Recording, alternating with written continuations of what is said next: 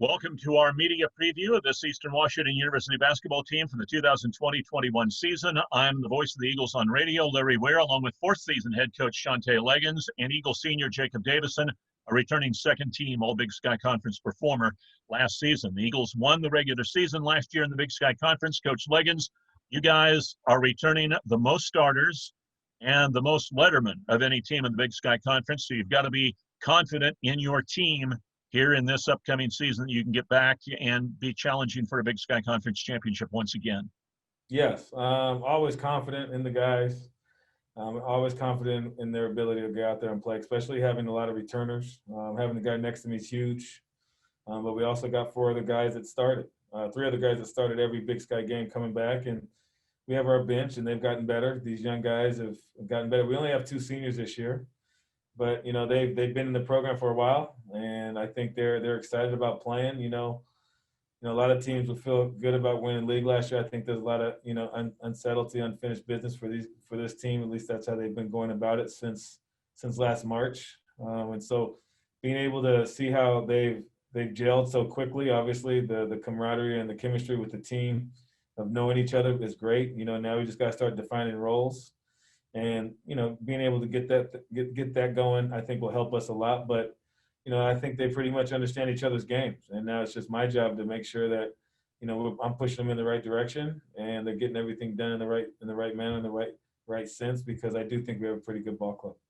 Jacob, what have you been able to do in the off season to try to prepare? Because with the COVID situation, I'm sure it was hard for you to get a lot of training in and get a lot of shots up and that kind of thing.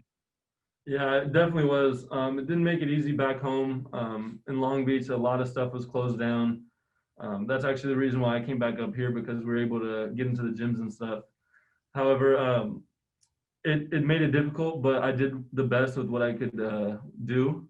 And we had weekly Zoom meetings checking in with the team, and then we had another weekly Zoom meeting with our weights coach. That was a personal growth Wednesday that helped, I think, all of us.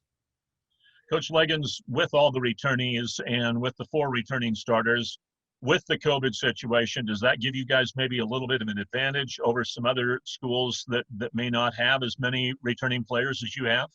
I'd like to think so. I hope so. I hope that's a big factor. But at the same time, there's some really good coaches in our league. There's some really good transfers that came into our league from different leagues, and so.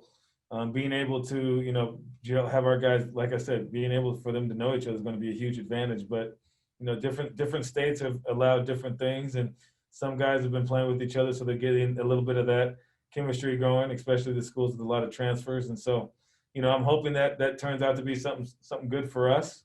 But at the same time, you just never know. Injuries and things can happen. But I like to think, being able to have these guys around and they know each other, I think that may give us an advantage. Jacob, how good was it to be able to? You guys just started practice not that long ago. You hadn't been able to do anything more than basically 5-on-0 or 3-on-3 or things along those lines. So how nice was it to be able to have the whole team in the gym last week to start practice? It was awesome. It was such a good feeling. It felt like a long time coming, just because we normally would be in the gym together a lot sooner than this. Mm-hmm. But it was really nice. It was really exciting to see all of us playing together. It was a little sloppy just because we haven't really done anything in a while with each other, but it was really nice to see the improvements that everyone's made and be able to check out the freshmen as well. How hard was it last year, Jacob? You guys win the conference championship, and that didn't guarantee you a trip to the NCAA tournament, but you had to like your team's chances to get through the Big Sky Conference tournament and get into the NCAAs. So what was that like? It had to be a really difficult moment at the time to have to swallow. Yeah, it was definitely devastating. That's been my goal since I knew what March Madness was. My goal has been to always make it to March Madness, and so to come that close and it to be cut short, it definitely was devastating, but just gets me more excited for next year. Coach Leggins, again, probably same question to you. I mean, you were ready to coach this team into the NCAA tournament, so had to be hard to tell these young men that they weren't going to have that opportunity.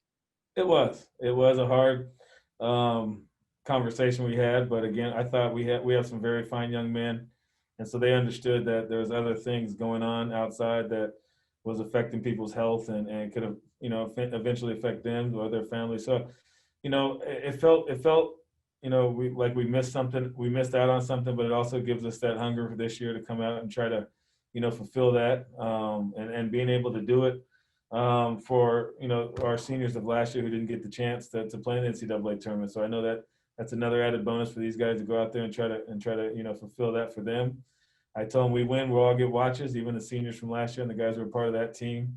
I still have my watches from when I played. They're there's something special, and I think that every player in their career should have that opportunity to play in the NCAA tournament. It's something huge, and being able to coach in it is one of my goals as a coach. And we almost got there last year. Who knows if we would have won it, and who knows what would have happened, but.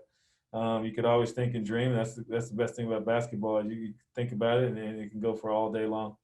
Coach, you've got all these players coming back, but obviously you have one very glaring guy missing, and that's Mason Peatling, who graduated after last season, the Big Sky Conference MVP. So you do have one pretty good-sized pair of shoes you have to fill. Yeah, well, we got some guys with some big feet, so it's going to be fun to see who steps up and takes the reign. The guy next to me is pretty good, so I'm looking forward to seeing what he can do this year. We've been in a situation where we've had really good players and they've ended up leaving, and we've had guys step up. And that's the thing that everyone loves about college sports. I was talking to the guys today. The good thing about our team is we have a young team, but they all understand that there's levels, and as you keep getting better, as you keep getting older, Jacob's been here since he was a freshman, and now we're relying on him different than he was when he was a freshman or a sophomore. Now we're relying on him to do more leadership things. The same with Mason. When he came out as a freshman, it was tough. And, that year he had Jake Wiley on his team. Then the year next he had Bogdan. And then the next year he had Jesse. And so being able to, have that culture and have the guys understand how hard it is. I mean, if you look at our track record of losing an MVP or losing a really good player, there's always players that step up. And I'm really excited for this season because it's their turn. It's my job to figure out how to put them in the right position to be those players. And, that's the best part about being a coach is you get to figure out and tinker with certain things. We're losing a great post player, but I think Tanner's going to do great. I think we got a young freshman who's going to be pretty good, but we also have other pieces that can play in that position, and we can play a lot of different ways. And that makes this team exciting for me to coach because there's so many different things we can do. And it's going to be one of those years where, we may have multiple guys lead us in scoring. Jacob may actually lead our team in assists one game because how teams will defend. And so it's going to be an exciting year to see how, we can gel together, but understand what we're trying to do. And at the end of the day, everyone wants to win. And so I think the sacrifice will be there, but I also think that determination will be there too. Jacob, any pressure on you guys this year being the defending champs? I don't think so. I think we've always had a target on our back. Even when we lost back-to-back to Montana, I think we still came in and we always had a target on our back. So I think it's just another season for us. Coach, a different schedule this year, 2 games against the same team on the same weekend. So you're not going to play everybody home and home. You'll have teams either 2 games at home or 2 games on the road, with the exception of Montana and Idaho, which you'll play 1-1, but you'll play them still on the same weekend. So what do you think about the conference schedule?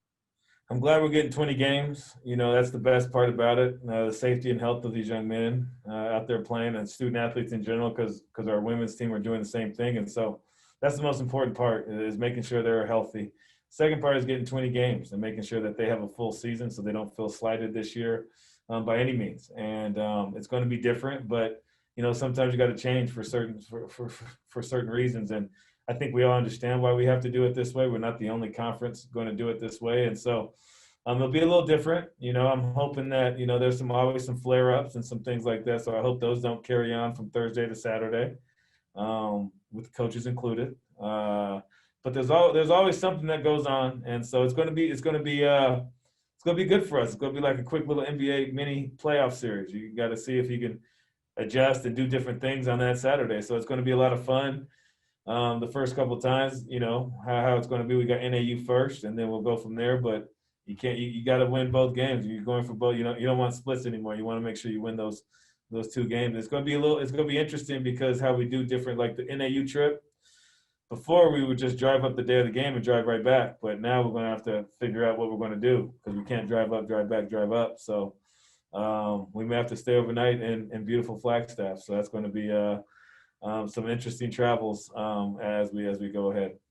And that's your Eastern Washington preseason basketball preview with head coach Shante Leggins and senior Jacob Davison.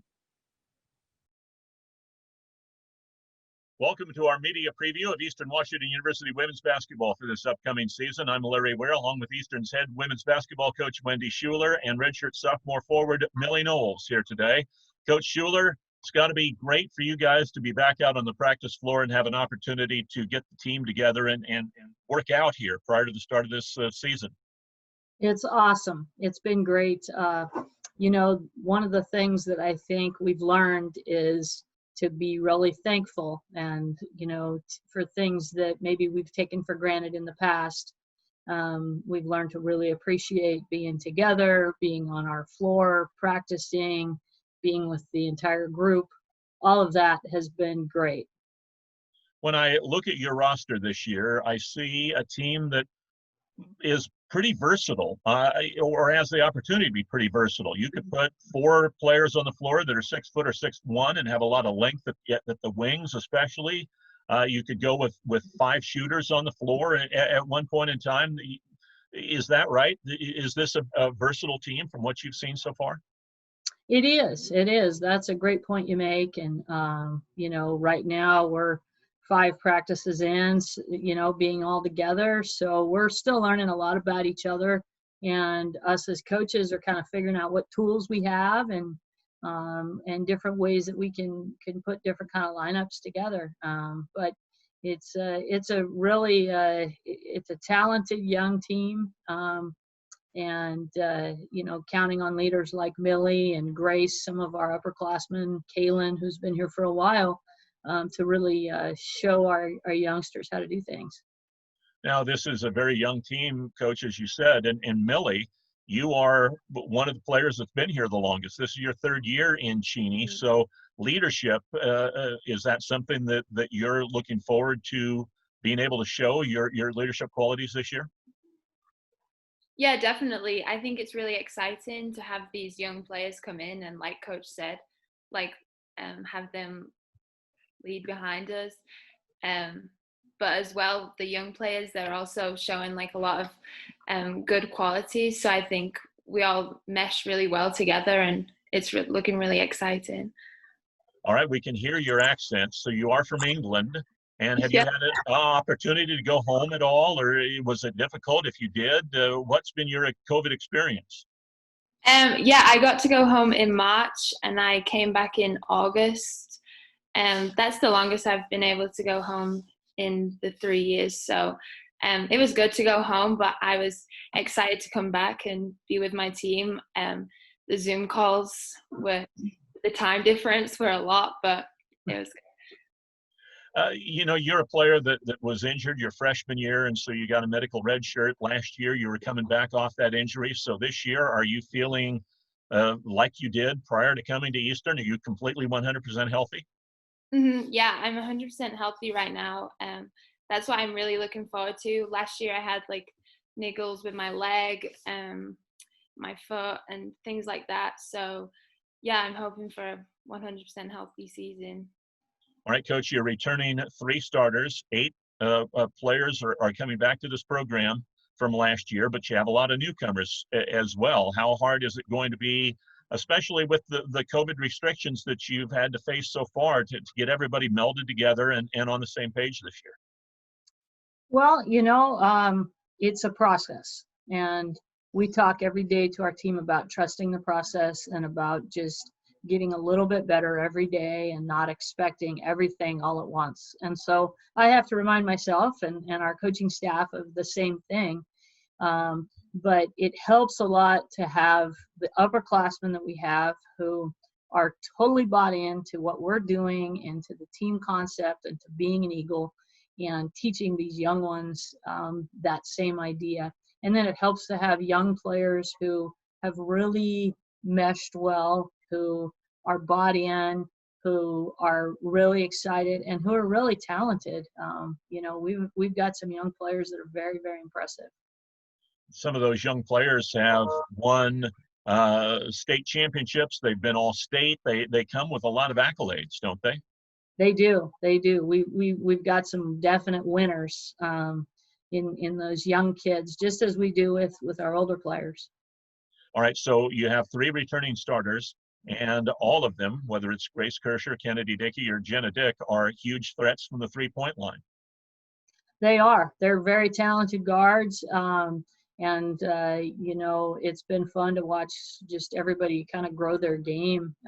You know, I mean, Jenna and Kennedy are still babies in a sense, you know, but they've got a lot of minutes under their belts, and they're only sophomores, but they're really kind of more like juniors with how many minutes they played last year and the experiences that they got. Millie, how does the skills that you have, how does that blend in this year with the team, and having so many 3-point shooters? That might not necessarily be your best part of your game, but how do your skills kind of mesh in with the rest of the team? Well, I wouldn't say I'm like the biggest post, but like you were saying before, we're versatile. So I feel like I have those skills to mesh in with the team in that sense. It's got to open things up for you, doesn't it? Though, with if you play in the post with 4 shooters around you, you probably definitely aren't going to get doubled very often in the post, are you? Right. No. Yeah. Coach, this year with the way the conference schedule is set up, where you're playing back-to-back games against the same team, so you're playing a team Thursday night instead of then playing them again 3 or 4 or 5 weeks later. You're playing them the next night. So having maybe more than one way to score or defend, will that be of greater importance this year than maybe it would have been in the past? You know, that's a great point. It's going to be interesting strategically to you know, kind of navigate how we're going to do those things. But absolutely, if you have more than one way you can defend, if you have multiple things you can do offensively, you can definitely throw different things at teams, and having that versatility, you know, and it offers you that opportunity to adjust quickly. And so I think that teams that have the ability to adjust within a day to guarding something a new way, or to putting something in real quick that might work on Saturday that you saw that you could have done Thursday. All those things are going to be important. With 8 returnees, it takes a little bit of pressure off the new players to be able to step right in and play. But is there a name or 2 names of people who have impressed you in your short number of practices so far, who Eagle fans can look forward to seeing this winter?